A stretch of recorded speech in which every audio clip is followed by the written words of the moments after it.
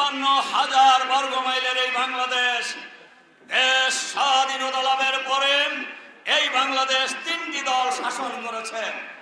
একটি দল এই ফ্যাসিবাদী দল, যে দলের বিরুদ্ধে আমরা আন্দোলন করেছি, এ ব্যাপারে আর বেশি বলার দরকার নাই। আরেকটি দল অতিরিক্ত দালালি করার কারণে নিজেরাই বিলুপ্ত হয়ে গেছে রাজনীতি থেকে।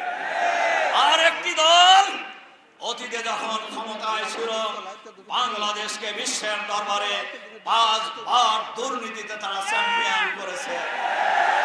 আর এর ধারাবাহিকতা 5ই আগস্টের পর থেকে চাঁদাবাজি থেকে শুরু করে বালু খাওয়া, পাথর খাওয়া শেষ করেছে। এবার বাংলাদেশের মানচিত্র খাওয়ার ষড়যন্ত্রে নিয়োজিত হয়েছে।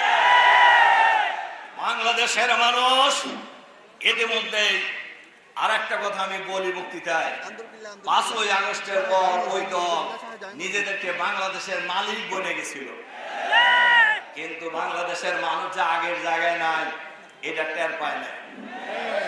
দেখেন না তারা কিরকম ভাব দেখায় যে ক্ষমতা মনে চলে গেছে। আরে ভাই, ক্ষমতায় তো জনগণ যাকে ভোট দেবে তারা যাবে ক্ষমতা।